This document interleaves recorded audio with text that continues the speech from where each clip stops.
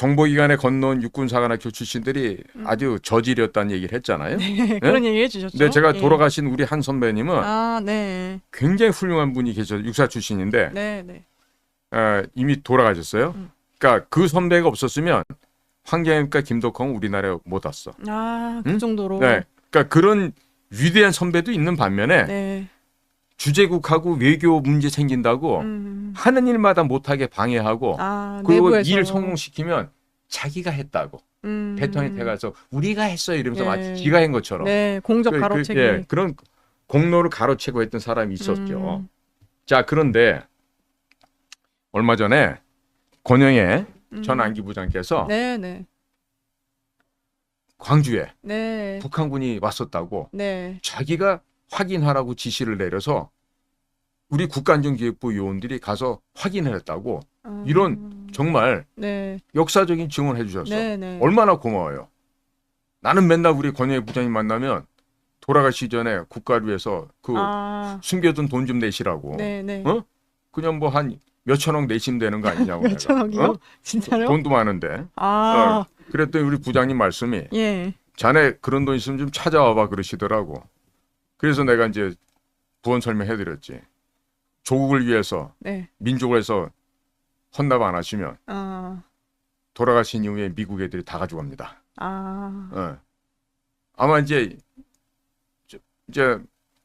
뭐 100년까지는 못 살 테니까 네, 올해 그렇죠. 88 되셨으니까 예.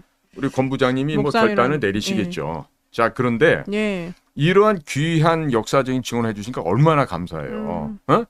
국민 한 사람으로서 네, 네, 네. 권영애 부장님의 그 용기에 우리 후배 직원들은 이제 감사와 찬사를 보내는데 네. 이러한 그 북한군 개입 사실을 말씀해 준 데 대해서 네. 아쉬움이 있는 거야 한편으로. 그래서 이 육사 중에서도 네. 정말 그 야전 군인의 표상으로 하서는 정말 이 호랭이 같은 그런 군인이 있어.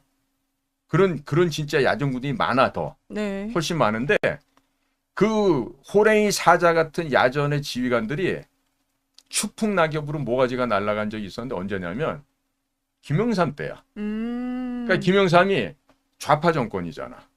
3당 합당을 해서 우파인 척 했지만 네, 네. 김영삼의 본질은 좌익이고 좌파고 북한 애들하고 친했어요. 네. 그래서 김일성이 만나서 뭘 하려고 맨날 이런 짓을 했는데 그런데 그 시절에 가장 군인스럽고 가장 용맹하고 가장 능력 있는 군의 골간 세포가 되는 영광급들 장군들이 우수수수 추풍낙엽으로 옷을 벗었어. 김영삼 때. 그게 소위 말하는 김영삼이가 주장하는 하나의 숙청 작업이야. 하나의 숙청. 그런데 되는 거군요. 그 사람들 중에서 하나회가 뭔지도 모르는 사람도 많아. 위관장교 때부터 예. 특전사에 가서 혹은 특수부대 가서 그 험난한 훈련 받고 언제라도 국가의 부름만 있으면 내가 진짜 초기와 같은 내 목숨을 버리겠다는 그런 군인들이 대부분 그런 지휘관들이었어요. 예. 근데 그런 지휘관들은 장군들도 옷을 뺏기고 강제로. 중령 대령들은 다 장군 될 사람들인데 그때 다 그냥 맥시멈 대령에서 모가지를 댕글댕글 다 잘라버린 거야. 그 중에 한 명이었던 억울하게 하나회 다인데 하나회로 물러갔던 수백 명의 장교들이 있는데 그런 사람들이 중심이 돼서 혹은 불타는 애국심으로 육사에도 그냥 뭐 매너리즘 빠져갖고 뭐 동창회란 개념으로 하는 이런 모임이 있는 반면에 육사를 대변하는 총구국 동지회라는 이 육사 모임이 있어요.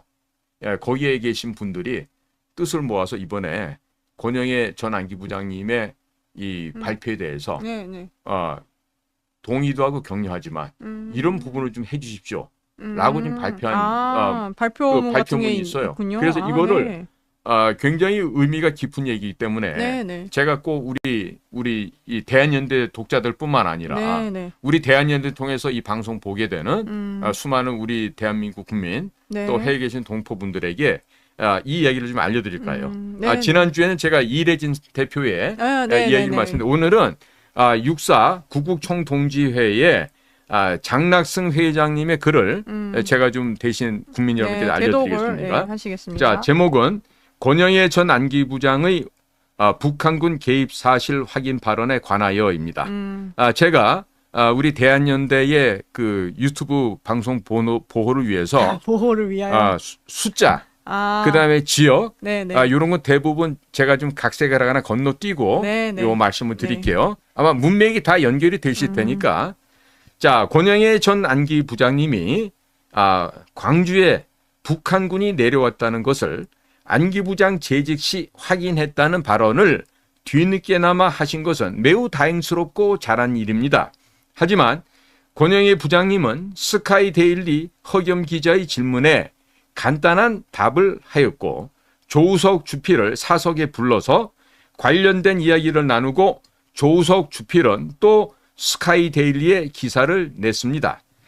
권영애 부장님은 역사적으로나 국가적으로 매우 중요한 북한군 개입 사실을 이렇게 개인적 면담식으로 찔끔찔끔 제한된 특정 신문에 보도하도록 할 것이 아니라 내 외신과 방송 등을 불러 공식 기자회견을 실시하여 국민들 모두에게 알려야 할 것입니다. 그래서 여러 경로를 통해 권영애 부장님께 공식 기자회견 실시를 요청했으나 권영애 부장님은 국정원법 위반을 들어 거절하고 있습니다.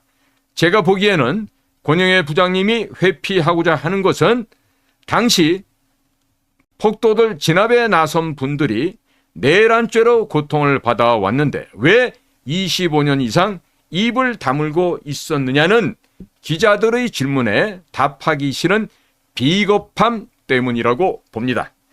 국정원법 핑계를 대고 있지만 국정원법은 이미 어겼고 허겸 기자의 보도 내용 중 양심선언이라는 말에 불쾌감을 드러내면서 연로한 자기에게 더 이상을 요구하지 말라는 등 나이 탓을 하지만 권 부장님보다 연세가 훨씬 더 높으신 정호용 전 특정사령관님 11기입니다. 참고로 최세창 전 권영애 부장님은 15기생이십니다.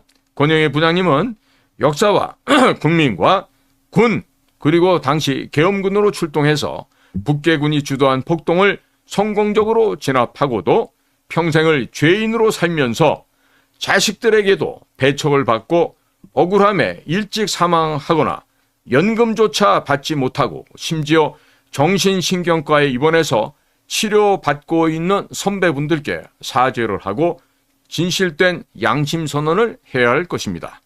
특히 북한군이 다녀갔다는 진실을 밝히다가 감옥에 계시는 지만원 박사님, 이분은 육사 22기세요. 지만원 박사님은 권영애 부장님이 더 크게 공식적인 기자회견을 실시하지 않게 되면 신변의 위험이 있을 수 있다는 경고를 하였습니다. 그래서 계속 권영애 부장님께 내 외신 기자와 방송을 불러 공식 기자회견을 실시하실 것을 요구하고 응하지 않으신다면 다음과 같은 성명서를 써서 국내 주요 신문의 방송국에 게재할 생각입니다. 1. 권영애 부장님은 북한군 개입 사실을 공식 기자회견을 통해 소상히 밝혀야 하겠습니다. 2. 권영애 부장님은 국민과 역사 앞에 북한군 개입 사실을 알고도 25년 이상을 국민들께 보고하지 않았던 이유를 밝히고 양심선언을 하여 국민과 역사 앞에 사죄해야 합니다. 3. 국정원은 권영애 부장이 밝힌 북계군 개입 사실에 관한 정보를 즉각 공개해야 합니다. 4. 광주 관련 단체들은 권영애 부장이 밝힌 북한군 개입이 허위 사실이라고 생각하면 특별법에 의거하여 권영애 부장을 즉각 고발해야 할 것입니다. 5. 북한군 개입이 없었다고 결론을 내린 조사위원회는 조사보고서를 즉각 폐기해야 합니다. 6. 윤석열 대통령과 한동훈은 헌법 전문 수록 발언을 즉각 취소해야 합니다. 7. 그동안 전두환 대통령이 발포 명령을 내렸다는 허위 사실을 유포하고 군대를 살인마로 매도한 관련 단체들은 즉각 사과해야 합니다. 8.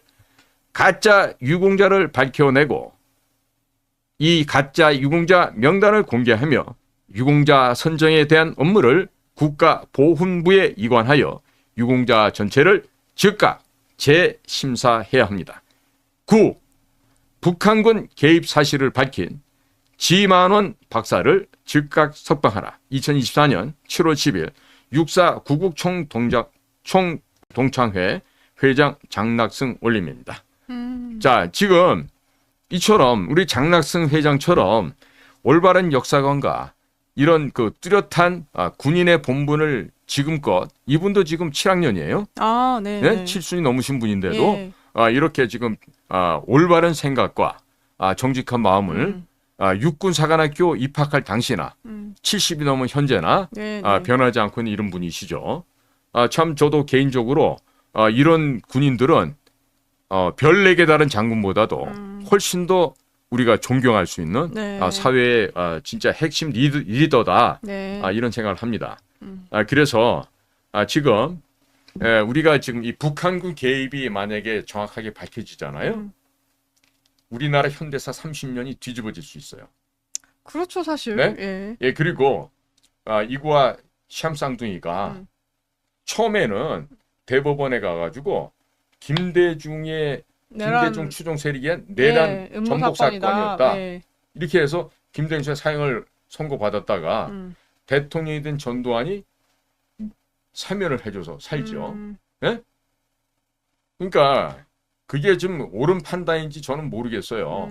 과거 일본에서 납치해서 김대중 씨를 강제로 끌고 올 때도 우리 중앙정보부가 했다고 하던데 그때도 보면은 뭔가 내부에 첩자가 있어서 김대중의 목숨을 살게 되고 또 미국의 그 딥스테이트 쪽에 사람들이 난리를 쳤다 그러는데 예를 들면 이제 그게 뭐 하비브 대사 같은 사람도 사실은 뭐 내지는 뭐 헨리 살려주는데 키신저가 얘기를 했다 뭐 별별 소리가 있잖아요. 예, 그렇죠. 예. 그러니까 그 얘기는 뭐냐면 예. 김대중 씨가 예.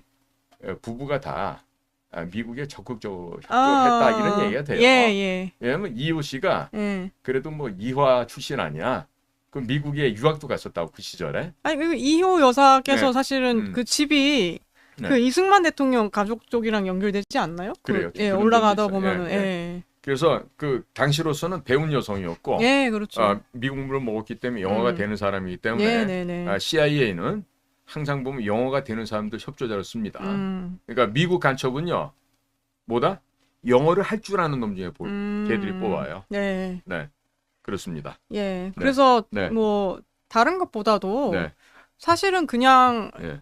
뭐 저희가 봤을 때 이게 네. 너무 어떤 특정한 사건을 하나의 관점을 강요하는 것보다는 네. 이게 당연히 뭐 이런 뭐 얘기들이 있으면은 이게 네. 다각도에서 네. 이렇게 볼 수가 있어야 되는데 네. 지금 사실 한국 사회가 그 하나의 관점만 강요하는 그런 사회잖아요. 예.